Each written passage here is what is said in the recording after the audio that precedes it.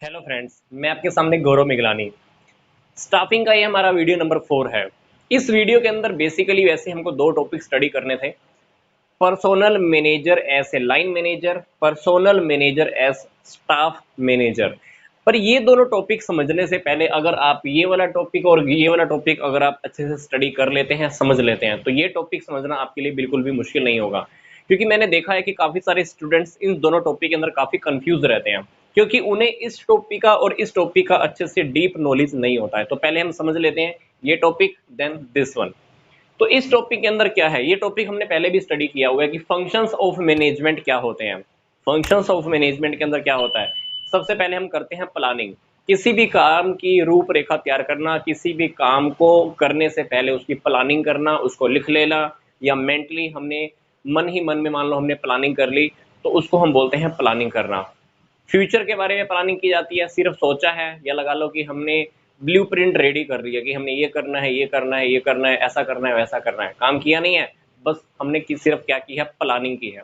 उसके बाद आती है ऑर्गेनाइजिंग। ऑर्गेनाइजिंग ऐसा लगा लीजिए कि आपने एक स्ट्रक्चर रेडी कर दिया। अब प्लानिंग के अंदर मान लो मैंने सोचा था कि कंपनी बनानी है, पर कंपनी बनाने के बाद ऑर्गेनाइजिंग के अंदर अगर मैं बात करूं तो कंपनी के अंदर क्या होता है, डिफरेंट डिफरेंट पोस्ट होंगी। पोस्ट मेरे को क्रिएट करनी है ऑर्गेनाइजिंग के अंदर। ऑर्गेनाइजिंग के अंदर मुझे पोस्ट क्रिएट करनी होती है। यहाँ बॉस बैठेगा, यहाँ पे नौकर बैठेगा, यहाँ पे एम्प्लॉय बैठेगा, यहाँ पे ये ऑफिस होगा, इन दोनों का रिलेशन ये होगा, कौन किससे बात कर पाता है, कौन किसको कंप्लेन करेगा। तो ये सारी की सारी बातें, स्ट्रक्चर डिसाइड करना, स्ट्रक्चर बना देना, ये ऑर्गेनाइजिंग के अंदर आता है। फिर स्टाफिंग। ऑर्गेनाइजिंग तक स्ट्रक्चर तो रेडी हो चुका, पर लोगों को तो हम नहीं लेकर आए अभी नौकरी पर। स्टाफिंग के अंदर हम क्या करते हैं, लोगों को अपॉइंट करते हैं, नौकरियों पे रखते हैं, ट्रेनिंग देते हैं, प्रमोशन करते हैं। सारी बातें आ जाती हैं स्टाफिंग के अंदर। मतलब हमारे पास लोग आ चुके हैं, नौकरियों पर हम अपॉइंट कर चुके हैं, पोस्ट हमारी फिल हो चुकी होती हैं स्टाफिंग के अंदर। उसके बाद हम लोगों को डायरेक्शन देना स्टार्ट करते हैं, तुमको काम ऐसे करना है, वैसा करना है, मोटिवेशन देते हैं उनको, उनको लीडरशिप देनी पड़ती है। ये सारी की सारी आती है डायरेक्शन के अंदर। लास्ट में कंट्रोलिंग करनी होती है। काम जो हमने स्टार्टिंग में स्टैंडर्ड फिक्स किया था उसके अकॉर्डिंग काम हो रहा है कि नहीं हो रहा है, ये सारा कंट्रोलिंग के अंदर आता है। तो ये पांचों के पांचों जो पार्ट होते हैं, ये स्टेप बाय स्टेप चलते हैं। Planning, organising, staffing, directing and controlling.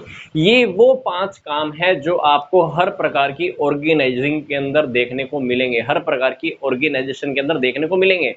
क्योंकि चाहे वो ऑर्गेनाइजेशन रजिस्टर्ड है चाहे रजिस्टर्ड नहीं है, आपको ये काम तो करने ही पड़ते हैं। डेफिनेटली 101%। ये सार्वभौमिक है, हर जगह पे स्टेप बाय स्टेप होते हैं। बात करते हैं फंक्शनल एरिया ऑफ मैनेजमेंट क्या है। फंक्शनल एरिया ऑफ मैनेजमेंट के अंदर मान लीजिए कि हमने डिपार्टमेंट बनाए हुए हैं। प्रोडक्शन डिपार्टमेंट का काम क्या है, प्रोडक्शन करना। पर्सोनल डिपार्टमेंट का काम लोगों को अपॉइंट करना।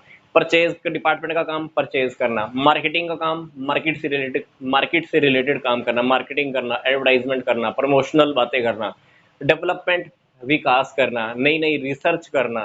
फाइनेंस का काम, फाइनेंस डिपार्टमेंट का काम फाइनेंस का अरेंजमेंट करना। फंक्शनल एरिया ऑफ मैनेजमेंट के अंदर जो भी हम एरियाज बनाते हैं, जो भी हम डिपार्टमेंट बनाते हैं, वो किस लिए बनाते हैं, for fulfilment of an objective. एक स्पेशल ऑब्जेक्टिव को पूरा करने के लिए, एक स्पेशल टारगेट को पूरा करने के लिए। फाइनेंस डिपार्टमेंट का स्पेशल काम क्या है, फाइनेंस का काम पूरा करना। परचेज डिपार्टमेंट का मेन मोटिव क्या है, परचेज को करना। रॉ मटेरियल भी परचेज कर सकता है, वो बना बनाया भी खरीद सकता है, तो वो परचेज डिपार्टमेंट का काम है। पर फंक्शनल एरिया ऑफ मैनेजमेंट हर किसी ऑर्गेनाइजेशन के अंदर सेम एज इट इज के एज इट इज होंगे, ये पॉसिबल नहीं है। फॉर एग्जांपल, प्रोडक्शन डिपार्टमेंट की उस ऑर्गेनाइजेशन के अंदर जरूरत नहीं है जिसका काम ही सिर्फ ट्रेडिंग करना है। क्योंकि प्रोडक्शन डिपार्टमेंट हम कहाँ बनाएंगे, जहाँ पे प्रोडक्शन की जरूरत है। मान लो एक ऐसी ऑर्गेनाइजेशन जहाँ पे प्रोडक्शन का काम ही नहीं होता है, तो क्या आपको लगता है कि वहाँ पे प्रोडक्शन डिपार्टमेंट की जरूरत होती होगी, नहीं। तो functional area of management depend करता है किसी ऑर्गेनाइजेशन के काम के नेचर की बिहाफ पर, उसके काम के ऑब्जेक्टिव के बिहाफ पर। ये एरियाज, ये डिपार्टमेंट ज़्यादा भी हो सकते हैं, ये डिपार्टमेंट कम भी हो सकते हैं, ये उस बिजनेस के ऊपर डिपेंड करता है। पर ये हर ऑर्गेनाइजेशन के अंदर आपको देखने को मिलेंगे, ये काम आपको हर जगह पे करने को मिलेंगे, चाहे वो बिजनेस छोटा है चाहे वो बड़ा है। आपको हर प्रकार के मैनेजमेंट के काम ये वाले आपको हर जगह करने को मिलेंगे, पर ये डिपार्टमेंट जरूरी नहीं है कि सब जगह सेम एज इट इज आपको मिल जाएं। अब बात आती है हमारे मेन टॉपिक की, पर्सोनल मैनेजर ऐसे लाइन मैनेजर। जो पर्सोनल जो मैनेजर होता है वो लाइन मैनेजर की तरह काम कब करता है, जब वो स्टाफिंग को मैनेजमेंट का एक पार्ट मानता है, जब वो स्टाफिंग को मैनेजमेंट का एक फंक्शन मानता है, तब हम पर्सोनल मैनेजर को हम क्या मानते हैं, लाइन मैनेजर मानते हैं। क्या मानते हैं, लाइन मैनेजर मानते हैं। और लाइन मैनेजर का काम क्या होता है, रिक्रूटमेंट करना, सिलेक्शन करना, ट्रेनिंग देना। तो लाइन मैनेजर अगर फंक्शन ऑफ मैनेजमेंट की स्टाफिंग का टॉपिक अगर मानकर चल रहा है, स्टाफिंग की तरह काम कर रहा है, तो वो क्या करता है, वो हर एक छोटी से लेकर बड़ी से बड़ी बात के लिए भी डायरेक्टली और इनडायरेक्टली रिस्पॉन्सिबल होता है, 101% रिस्पॉन्सिबल होता है। क्योंकि रिक्रूटमेंट करना, सिलेक्शन करना, ट्रेनिंग देना उसका खुद का काम होता है। तब पर्सोनल मैनेजर लाइन मैनेजर की तरह काम करता है। कब काम करता है, जब वो स्टाफिंग को मैनेजमेंट का हिस्सा मानकर चल रहा है।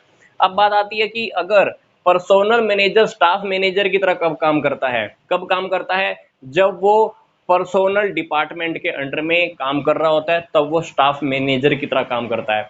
तो पर्सोनल डिपार्टमेंट का काम क्या होता है, पर्सोनल डिपार्टमेंट का जो स्टाफ मैनेजर होगा या हेड कह लीजिए, उसका क्या काम होता है, बाकी के डिपार्टमेंट को वो सजेशंस भी देता है, गाइडेंस देता है, उनको एडवाइस देता है कि आपको अपने डिपार्टमेंट की एम्प्लॉयज की प्रॉब्लम को ऐसे सोल्व करना चाहिए, उनके साथ ऐसा डील करना चाहिए। वो काफ़ी सारे सजेशंस देता है, पर उनके वो सजेशन वो लोग माने या ना माने, ये उन लोगों के ऊपर डिपेंड करता है।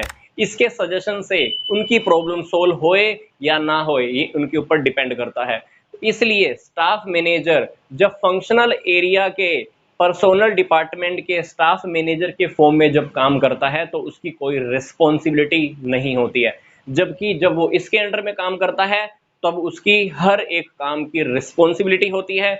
जब वो स्टाफ मैनेजर की फॉर्म में काम करता है, तो वो इसके अंडर के इस बिहाफ के ऊपर काम कर रहा होता है, तब उसकी कोई रिस्पॉन्सिबिलिटी नहीं मानी जाती है। तो हमारा ये स्टाफिंग का वीडियो नंबर 4 हमारा कंप्लीट हो चुका है। आई होप आपको ये वीडियो अच्छा लगा होगा। तो मिलते हैं स्टाफिंग के नेक्स्ट यूनिट के अंदर, नेक्स्ट टॉपिक के अंदर।